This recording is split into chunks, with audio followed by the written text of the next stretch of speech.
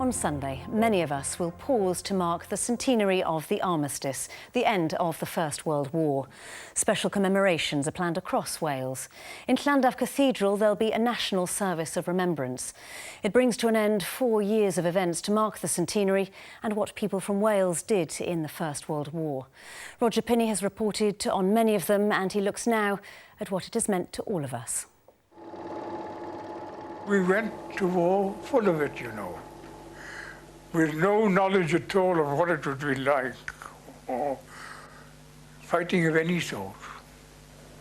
Because we all had the idea in our head that we were fighting a war to end all wars. And that's how we fought so vigorously. Some voices from the past, and they did fight. The Welsh were in theatres of war across the world. They died too. The memorials, permanent reminders of the horrors of war. 100 years ago, the guns fell silent. The suffering for those left behind didn't end then. Of course, I wanted children to be more involved in the poppy peel. I want you to understand why you wear a poppy in November. And perhaps we all understand a bit more now. In Denbighshire, a war horse carved from wood has been used to take the story to school children. Wales Remembers was the official slogan of the last 4 years. Wales has been learning as well. They went in the World War and they went to fight against the Germans. Some of them died, some of them were still alive, and if it wasn't for them, we wouldn't live in such a nice place. When the poppies came, everyone realised that they were to remember the soldiers and horses and animals that had died in the First World War. The centenary has seen the spotlight turned on memorials like the one at Mamet's Wood to the Welsh division, or the new monument, the Dragon, which looks out across Passchendaele. Here there's been a renewed interest in the war. This is the church at Hope near Wrexham. For many of us, there have been personal journeys of discovery. I've always known about this man. This is Arthur Gould. He was my mother's father, my grandfather.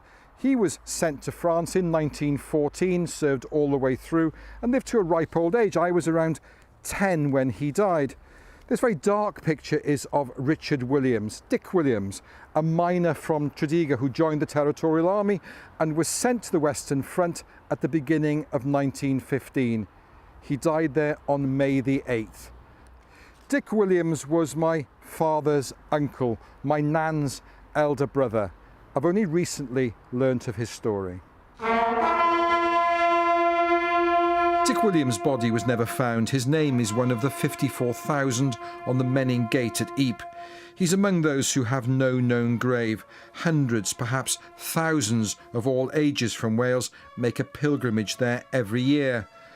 18 years old Nonnie Ridding from Suchdin near Mold was there last week. She laid a wreath she made as part of an A-level art project, looking at the impact of the war on her home area. The first story I want to tell you is about a soldier who's named on Mold's memorial. Nonnie's gran Viv Williams gives talks about the First World War. She founded a website, a virtual memorial to all those from Flintshire who never came home. Viv has her own family stories. One grandfather, Walter Downs, won the Military Medal for bravery. He was gassed and suffered chest problems all his life. Her other grandfather, Arthur Gore, hardly ever spoke of his war. You're part of the last generation who will remember meeting people who fought. That's right. Yeah, and I think that's why this centenary is really important. There are people around like me who can still touch that war, who remember people who fought in it. We weren't alive at the time, but we had relatives who fought in it and who were lost in it.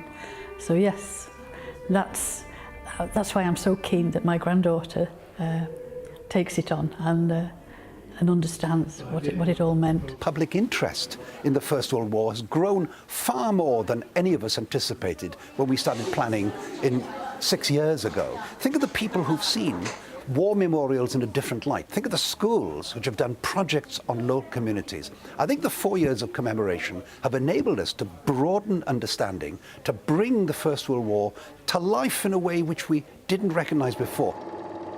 A century ago, the clock ticked around to 11 o'clock on the 11th day of the 11th month to bring peace.